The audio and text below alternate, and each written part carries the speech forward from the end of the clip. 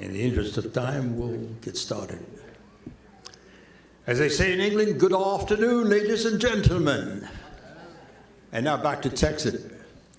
Hope you've all had enough coffee to stay widely awake so that you can get maximum benefit out of the goodies that you will be subjected to this afternoon. Ladies and gentlemen, I want to introduce Mr. David Blackmon to you. David Blackmon is a managing director of the FTI Consulting Strategic Communications Practice and is based in Houston. Throughout his 33-year career in the oil and gas industry, David has led industry-wide efforts to develop and implement strategies to address key issues at the local, state, and federal level. Prior to joining FTI, he served as Director of Government Affairs for E&P Energy and as manager for Shell E&P North America for communications. Before Shell, he was at Burlington Resources, where he became Senior Manager of Corporate Affairs. From April 2010 to June 2012, David served as the Texas State Lead for America's Natural Gas Alliance, where he played a key role in the passage of two major pieces of legislation during the 2011 session of the legislature. He's past chairman of the Department of Oil Interior's Royalty Policy Committee, longtime vice chair of IPAA's Land and Royalty Committee, has chaired many other industry committees, and has testified before various congressional legislative committees on topics such as oil and gas valuation for federal Indian royalties, producer obligations, royalty owners, and on energy education. He's also a contributing feature writer of oil and gas industry topics for Forbes magazine. Please welcome Mr. David Blackmon.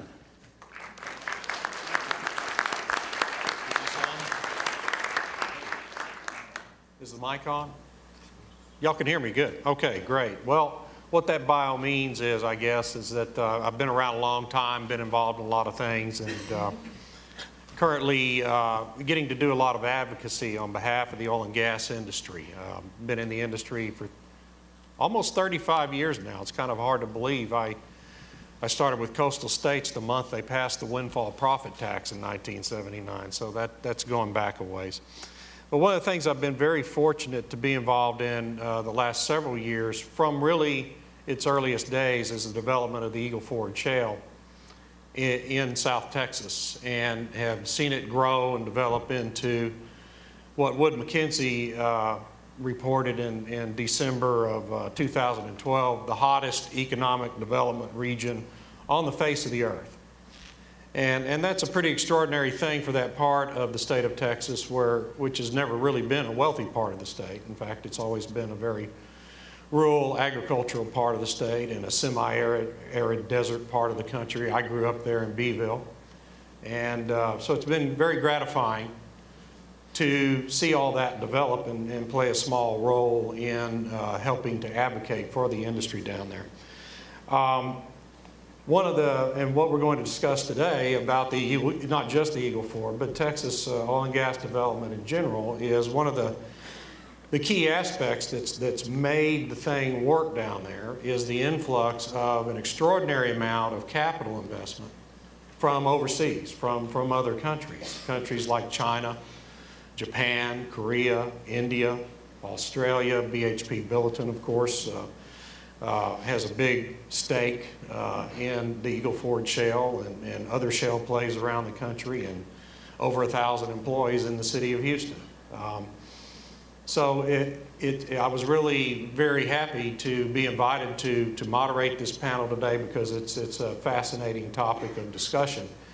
And we'll just go right in to introducing our speakers and having them offer some opening remarks. Our first speaker is Ken Topolinsky, Senior Vice President of Engineering and Applied Technology at Hunt Oil Company.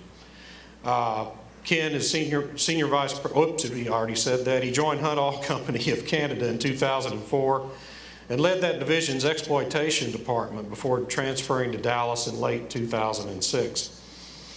After earning a bachelor's degree in chemical engineering from the University of Calgary in 1983, Ken started his career with Esso Canada, where he completed 9 years of engineering, field operations, and marketing capacities. He followed that with 9 years at affiliate companies with TransCanada Pipelines and senior marketing and engineering capacities. During that time, he served 6 years in Colombia, working on the commercial and engineering facets of the oleoducto. Very good. Did I get that right? All right, good. Central Oil Pipeline and Marine Loading Facility. He went on to work for Triton Energy as country manager in Equatorial Guinea, Africa, during the early days of the Deepwater Ceiba oil field development. Moving back to Calgary in 2001, he held a senior engineering position at Apache Canada, and later joined First Calgary Petroleum's as operations manager overseeing Algeria field operations. He's a registered professional engineer and a member of the Society of the Petroleum Engineers. So please welcome Ken TOPOLINSKI.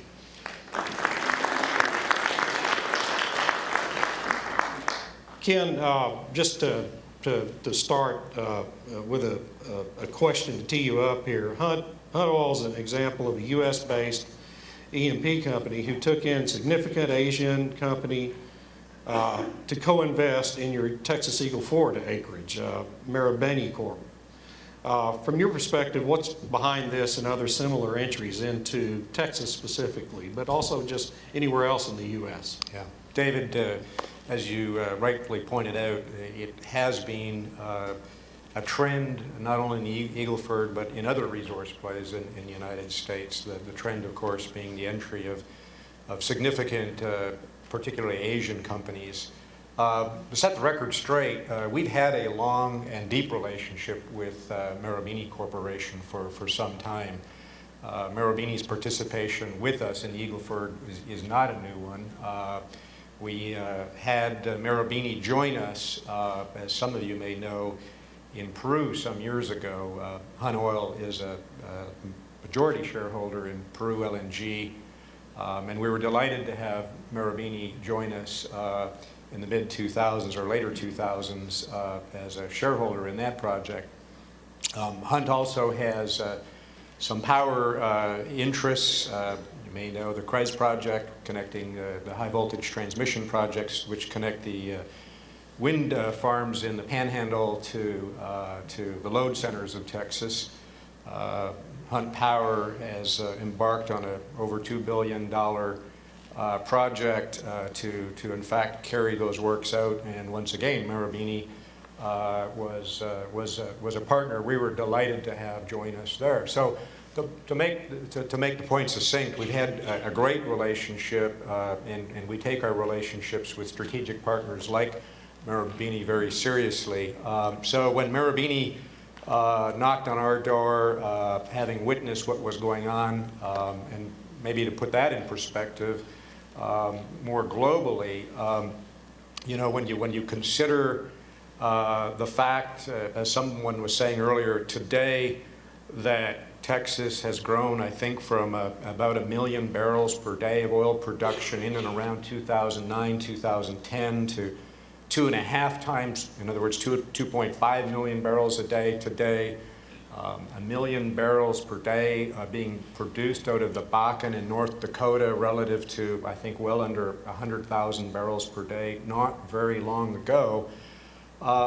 You take those kind of features, the fact that gas prices in the United States continue to hang in. Yes, we've seen a little bit of strengthening in recent weeks, but for, you know, given a situation where LNG was projected to be imported into the country and import terminals were being built, well, lo and behold, here we are some years later after some of those being built. We still have $4 gas. Many of us wish that wasn't the case.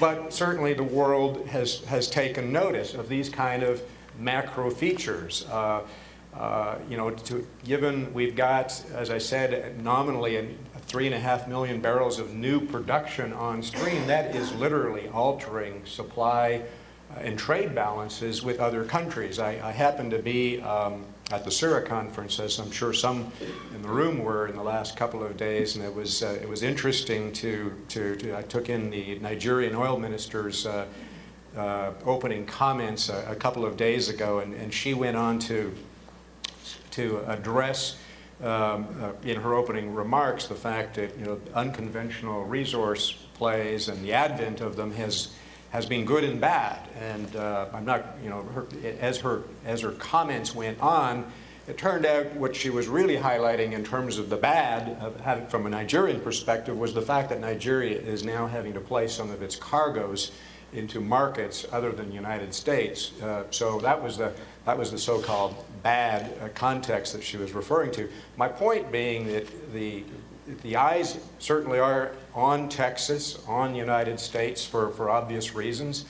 Some of these macro features are very visible. Some of us that actually work within it can't see the forest for the trees, but believe me, people outside like Marubeni Corp who came said, we would really like to have a talk with you about participating in some of your resource play holdings. And for the record, we're a fairly significant holder of Marcellus acreage and a big player in the Bakken, and certainly are expanding our position in the Permian. So as against that, it was well timed. Certainly we were excited about the growth curve and the trajectory we were on, and so Marubeni was a very welcome partner in considering the timing of the other projects we had underway. I think, you know, beyond the macro kind of effects that companies like Marubeni were taking into account, gosh, many of you have some gray hair like me. You'll remember as an engineer, you know, when I took Geology 101, I was taught that, you know, what you had to do in terms of looking for oil and gas. You had to have a source rock, you had to have a seal or a trap, you had to have a migration pathway between those two, and obviously a reservoir. Well, that's what we all grew up thinking when I certainly cut my teeth in this business. In the span of 10 years, literally since I think the Barnett was really the catalyst to bring this all about. What are we looking for today? Well, it's not to say we're not looking for conventional resource plays anymore, but the focus, again for reasons I mentioned earlier, has now come on to looking at source rocks themselves. Looking at the source rocks, and what are we looking at? We're no longer looking at porosity per se, and permeability in the terms we were in conventional rocks, but now we're looking at total organic carbons, you know, things that engineers certainly, like of my vintage, weren't trained to look at. So we're looking at total organic carbons. We're looking at the mechanics of the rock, obviously with a view to determining its fracturability and ability to conduct hydrocarbons to horizontal wellbores through not millidarcy permeability. I mean, for those of you who have backgrounds, we're talking, that's the permeability is the capacity of the rock to flow hydrocarbons, but now we're talking about microdarcies and nanodarcies. So to come back to Marubeni, and I'm sure a lot of the others who have entered, they're watching all of this go on. They say, how can we not be part of this? We have to understand this. This is happening before our eyes. It's transformational. And certainly there's a technical dimension to their aspirations, and we're a vehicle to help them achieve that. So it's a good mix all around, David. Great. Well, thank you very much. Our next panelist is Eric Waller, who's the Executive VP at WOODBINE Acquisition, LLC. Eric has a heart for people, a head for process improvement, and an extensive background in oil and gas. Waller earned his Bachelor of Science degree in Business Administration from Walden University, graduating summa cum laude, and earned his spurs as an entry-level worm, in quotes, for an Odessa contractor. I'll let him explain what a worm is in a minute. Fourth generation oil man, he worked his way up through the oil field to the executive suite. In 2007, he published curriculum for Southwestern Petroleum short course on well servicing rig efficiency. Eric is officially joined WOODBINE in 2011 as operations manager, working with the team from concept to sale. He is now executive president. Originally from Odessa, Texas, in the mighty Permian High School class of 1989, Friday Night Lights, he now lives in Fort Worth with his wife of 21 years, Neely, and their 3 children. Please welcome Eric Waller.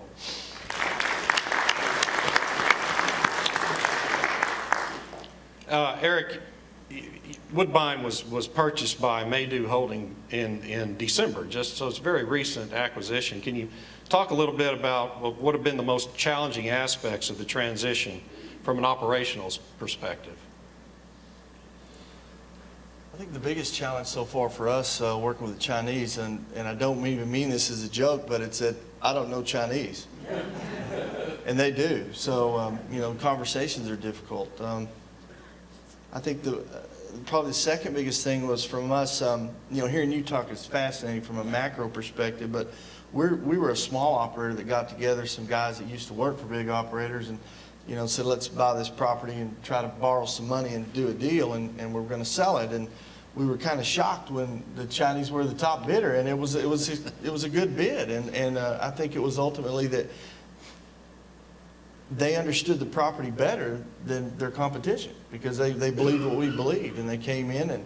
And but for our perspective, it was not what we expected. We decided to stay on with the team and help them transition. I think for our team, from a small company standpoint, there were 2 challenges. The first was, quite frankly, just smashing our own preconceived ideas of working with the Chinese. And what I say, you saw that entry-level worm comment. That's because, you know, I went to school later in life, but I started in the oil field. My grandparents worked all over the world, but, you know, still the drilling and, you know, completing. And so you hear things, you don't really understand the global economy. And so these Chinese guys show up. And you start thinking about things you've heard. And after a while, you start trying to maybe apply some of these things and stereotypes. And what you figure out after a while is that they're just people like you. There's just as many differences between them as there are us. And there's not one type of Chinese person. And so that was probably the first 30 days was us figuring out, are we supposed to bow or lean or, you know, how does this work? And I don't understand. And, you know, and then we started figuring out, hey, they've got kids and parents and they go on vacation. And so that first 30 days was good. And I think the second biggest challenge is that the Chinese are definitely more structured than we're used to. I think their data is more structured. Some of the way they operate is more structured. So that was difficult for you know, an entrepreneurial type team to be thrust into structure. Fortunately, most of us came from big, you know, myself at BP and my co-parts at Encore and EOG, and so we had some experience with bigger companies. So operationally, they've kind of let us run the company. So, but it's the data, how they transition data, and I'll tell you a funny story. I was working with an engineer, and just so you know, because I don't speak Chinese, these things the conversation that may take us on a normal basis, the vernacular in the oil field is well known if you're in the industry, and a conversation we may have in just a couple of minutes can take a half an hour. And then there's sometimes you leave that conversation and you're really not clear, and they're not clear, but you think you are.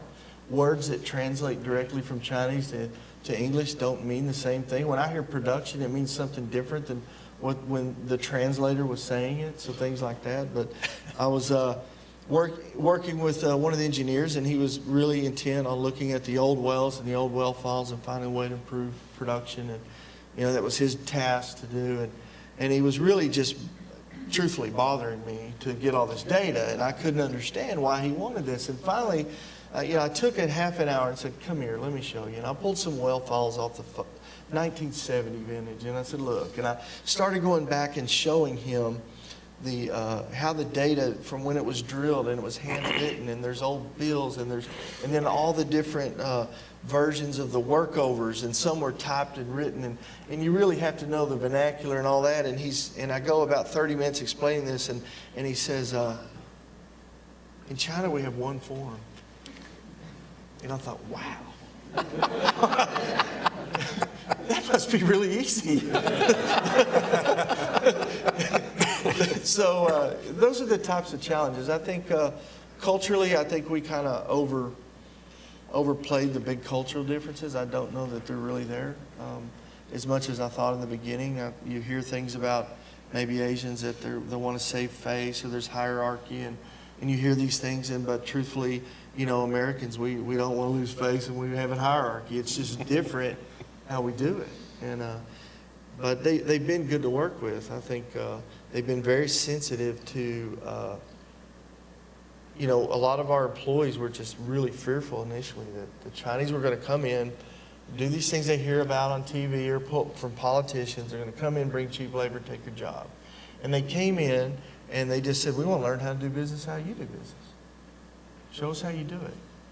Obviously, we're publicly traded, so some things that have to happen, Right. information, but guess what? That has to happen everywhere. So operationally, it's been language and then just really our own perceptions.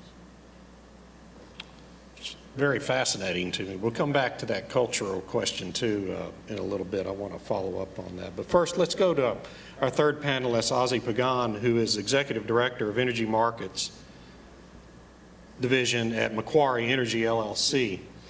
OZZIE heads Macquarie Energy Structured Transaction Group, a group focused on bespoke solutions for its upstream, midstream, and downstream commodity clients. Mr. Pagan has a proven track record of value creation through structured solutions. He's worked in the energy sector since 1988. You look too young for that, frankly, and has the benefit of diverse experiences that include business development, commodity-linked finance, project financing, and risk management. Mr. Pagan, joined Macquarie in 2009 from Constellation Energy, where he helped develop an upstream producer finance business. Mr. Pagan received his BS in electrical engineering from Florida International University in Miami in 1988. Please welcome OZZIE Pagan.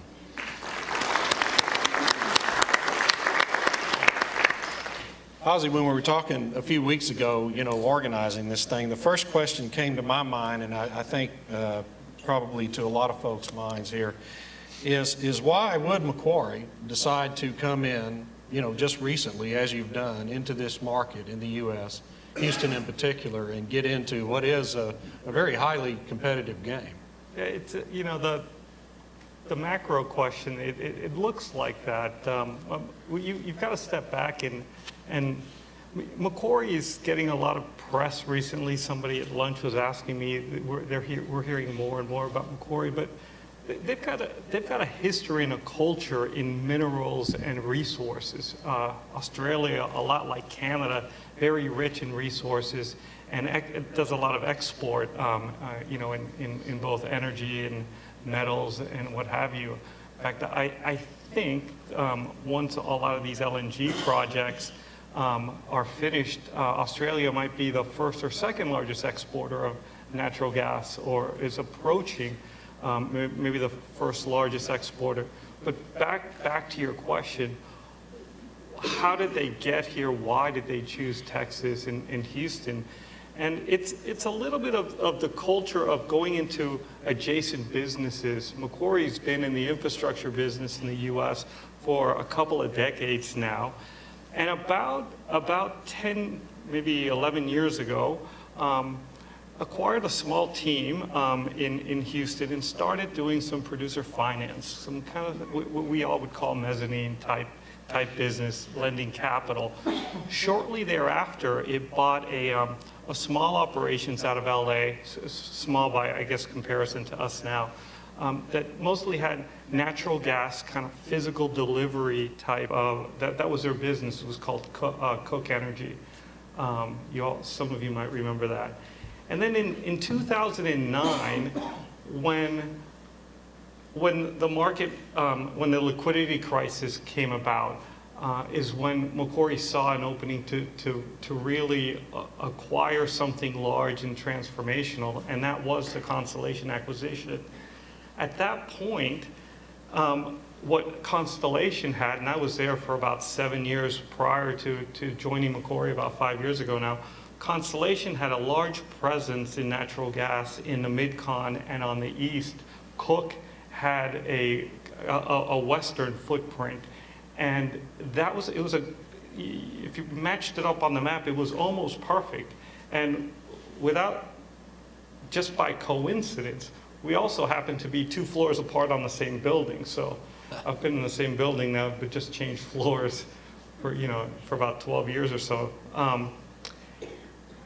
But what they did is they took advantage of a situation, as Macquarie often does, and also took the opportunity to move its oil operations and expand it from a financial operations to a physical, move that to Houston, and continued to grow its power presence. So what we have now in Houston is the de facto, the company's energy headquarters happen to be in Houston, Texas. And it's really, a lot of you will think of us as a bank, but it's really an energy company. It's a very physical and financial energy company that caters to both oil and gas producers as well as the consumers in midstream sectors. And we do oil, natural gas, products, electricity, et cetera. Well, thank you for that. I appreciate it. I wanted to just kind of tee up the conversation here. One of the things we noticed early on in the Eagle Ford development, Chesapeake was a company that really did one of the first joint ventures with a foreign-owned company with CNOOC, the Chinese National Oil Company, in 2010. And one of the things they were concerned about was related to cultural differences, but not so much in working with the CNOOC folks internally, but how the local population might react, how the press in South Texas might react to them doing that kind of a transaction. And of course, what they ended up finding out was the people in South Texas were thrilled to death to have the capital coming into South Texas and that kind of investment, and there was virtually no negative pushback or reaction from the local communities at all. But I just wanted to throw that out to you guys to see if you've had any different experience at all in that regard with the international transactions your companies have engaged in. Well, I think I'll just jump in on that, David. Truthfully, I'll kind of lead with the word ditto. Again, Marubeni experience, I won't go back and retrace the steps I already have, but having to do with our relationship with stakeholders and communities, I think virtually unaffected, for sure, much like you explained. Not to say there's been zero reaction. For sure, they recognize that one of the offshoots of the transaction we had was going to be increased activity due to the capital infusion around that. And with that comes a spike in activity, and I don't think I need to expound as has already been done. I mean, in communities where we're traversing roads, using water, tapping into local infrastructure, we have had to be sensitive about the strain on infrastructure, be them roads and such. So, but we think we've gone about that, we believe we've gone about that responsibly and respectfully. But certainly, I don't think the specter of Marubeni being part of that relationship has not tilted their views in any way. It truly has been on the local issues that just come with the strains on local infrastructure due to the rampant increase in activity vis-a-vis our relationship and obviously the other operators in the region. Eric, any thoughts in that regard? Have you had any different experience in that, I guess? No, I think it generally has been positive. I know there was a lot of questions early on. Some of we're a small team, so we had relationships with our large landowners, the local guys. So we did get a lot of questions. I know a lot of our vendors that were concerned. We think our competitive advantages, being a small shop, was to pay very quickly, and so there was some concerns there. But again, it's all based on just things they've heard, not things they've experienced. So here we are, in our 4th month, and they're getting paid on time, and there's nothing going wrong in the field, and it's kind of just subsided now. So. Yeah. Again, to reflect what you said, initially it was, some concern that things would change, and we went to our local landowners and mineral owners and partners and said, what's really going to change is we're going to drill a lot more wells. So again, they kind of got over it pretty quick. You know, we're going to pad well drill. We're going to commingle batteries because, to reduce our footprint. We're going to do these things that a small shop like we do on a dead deal, you don't do that. You drill what you have to drill and you move it. And then now we're converting. And, it's one of the reasons our team committed to stay was, we built a lot of really good relationships. So it's to help this transition. We didn't feel good about, and they asked us to stay very generously. They didn't try to displace us, but it was about a commitment to the community and the people we've met. And so far, people in North Zolch, Texas, look at a carload of Chinese people kind of funny. They've never seen that, but they are respectful, and Right. We haven't had any problems. Good, great. I was personally worried about my own community, my professional community. I talked about that earlier, my own personal things, and nobody in downtown Fort Worth has pointed their finger at me, or they're saying, "Wow, you guys are growing, man. Your drilling is getting faster and better." And they still come and we communicate with our offset partners to try to help everybody get better. So Right. nothing's happened really. Well, it does help, when people see that doing that kind of transaction, and that's what we saw in South Texas too, is people saw that doing those kinds of transactions just sped things up and really increased the economic development aspect of it. And, folks are so hungry down there for the economic development standpoint that was really what they were thinking about. And Ozzie, with your company, on this too, one of the things I was kind of curious about related to Macquarie is not only this question, but then to kind of expand on it too, if your company has seen did you experience any barriers to entry into the market from a regulatory standpoint? Well, we did actually, and it was more internal than external, right? The Australian culture integrates really easy. We're mostly an American labor force, it's locals, but we've got a lot of Australian management, as you can imagine. But that's very easy integration. They got cool accents, people like them.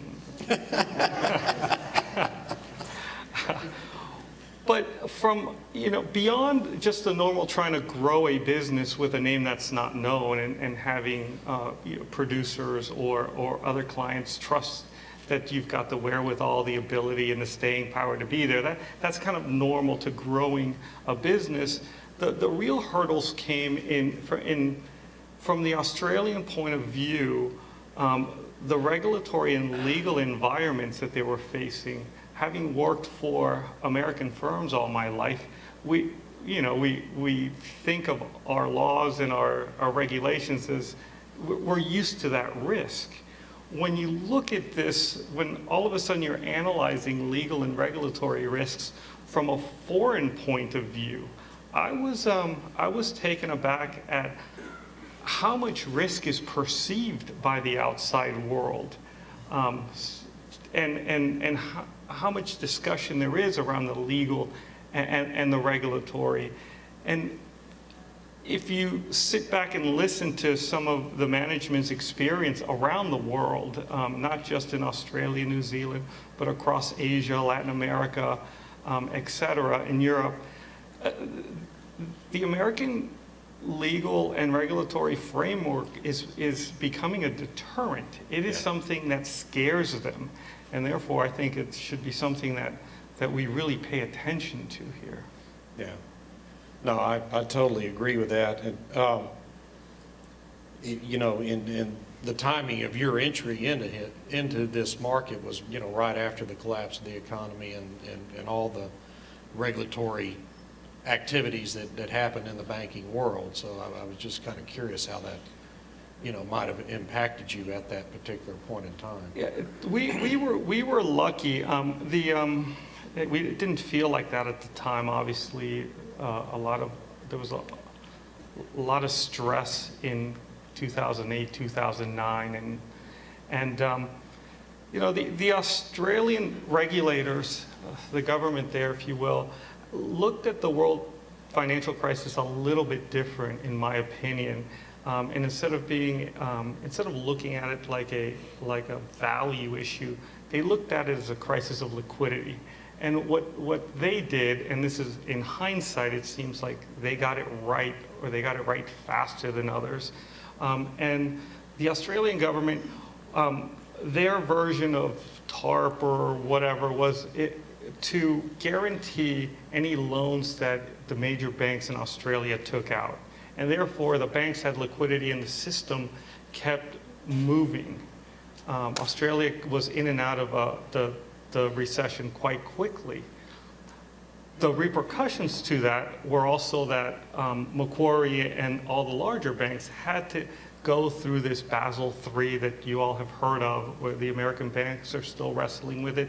The Europeans are in the midst of it right now, and that's why some of our competitors have retracted, especially in the energy space. But we went through that about two and a half years ago, and it was a scary thing.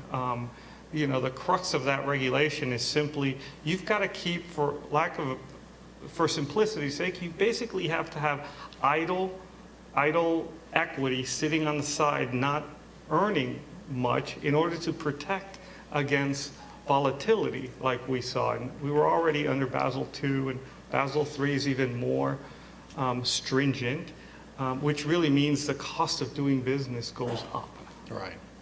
And we went through that. The Australian regulators were way ahead of the world.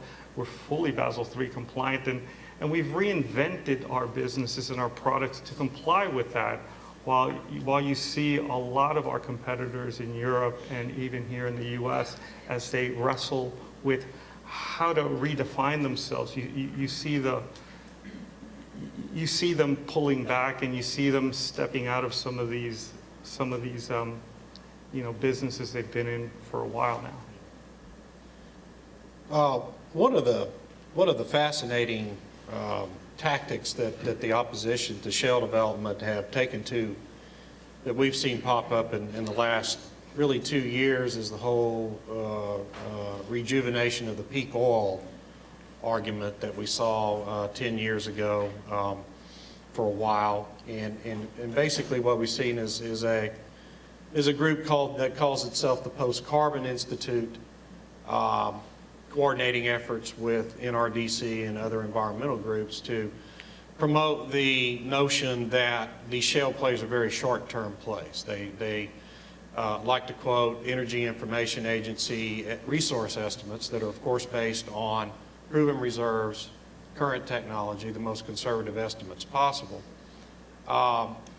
which, for example, project that total recoveries from the Bakken Shale are going to be 4 billion barrels of oil, while Harold Hamm, who's drilled thousands of wells in the Bakken Shale, will tell you that there's going to be probably over 30 billion barrels of oil ultimately recovered from the Bakken Shale. Same with the Eagle Ford Shale. The resource estimate at EIA is 4 billion. Folks at EOG and other big operators in the Eagle Ford will tell you it's going to be many multiples of that. But the whole point of what they're doing is trying to promote the notion and discourage investment, because this is a short-term resource play that's going to play out very quickly. And one of the things I always respond to them with is the fact that we have all this international investment coming in. These are not stupid people. They're not pouring billions of dollars into these resource plays to lose money. But I wonder, with your experience, with both in your companies and with your investor partners, has been just how important a consideration the longevity of the resource is to them in making these business decisions. Well, again, David, it may not take your question right on the nail. It was a very long question. But I will say that I'll kind of retrace a little bit of what I was saying earlier. I think the relationship, the advent of these new strategic partners is not one that's come about in an ad hoc basis. It's been very targeted on their part. They have seen in a very focused way what is transformationally occurring right before our eyes. I watched, again, to reflect a little bit on CIRA, I sat in a couple of roundtables a little bit like this, listening to senior executives wrestling with the fact that they're losing over time a skill base that's being focused on conventional exploration and exploitation of conventional resource plays and tilting in terms of the resources, human resources within their company to the unconventional side. That's occurring all across our industry, and certainly I think is fueling in a significant way what the NOCs and such that have come into the United States. They see that. They recognize that there is tremendous resource potential. Now, there are some challenges, but my point is the resource potential outside of North America, I maintain, is very high. I'm not going to put numbers. There are many different think tanks out there that you've seen very significant numbers in terms of Eastern Europe, North Africa, certain Latin America, Argentina.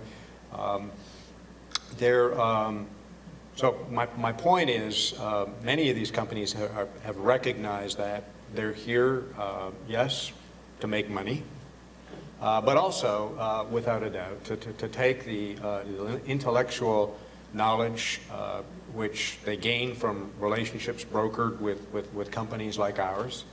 Hopefully they take us with them when they go back to their countries to exploit this as well, which, you know, from our point of view is we see a strategic dimension to that relationship as well, in that it does act as a vehicle for entry into other opportunities, much like are occurring here as well. But again, I may not have taken your question dead on, but make no doubt about it, the unconventional resource play, be it on the oil side or gas, is here to stay, is transformational, and we're going to be at this a long time yet to come. Eric, anything you'd like to expand on there? And actually specific to the resource play that you're in. Well, we kind of two plays, an unconventional and a resource. Right. An Eagle Ford and a sand. Right. And they, you know, there's marketing problems there. People make up names in this business, but you know, we know where we're at, and we've done well drilling it. But, you know, I don't have that global of a viewpoint on that issue. I will tell you that I just kind of always go back to the simpler lessons. And when I grew up, they told me I need to get out of the Permian Basin because it was drilled up. And it wasn't going to be there, and I need to, you know, and they're drilling 2,000-3,000 barrel a day horizontal wells. I mean, so I have a deep respect for the scientists and the pioneers who've helped, you know, develop this industry, you know, for decades. But they're wrong today too. You know, they're just as wrong today as they were then. They just know more today, and you know, so I think that. The one thing that caught my ear about your question was about these groups that are really, you know, very actively engaging these plays. And I've just, from a personal standpoint, been upset that our industry doesn't educate people. We just hope we hope they'll be quiet. Well, we hope they'll use facts in these arguments, and they don't always. Well, they almost never do. Right. And, Another point.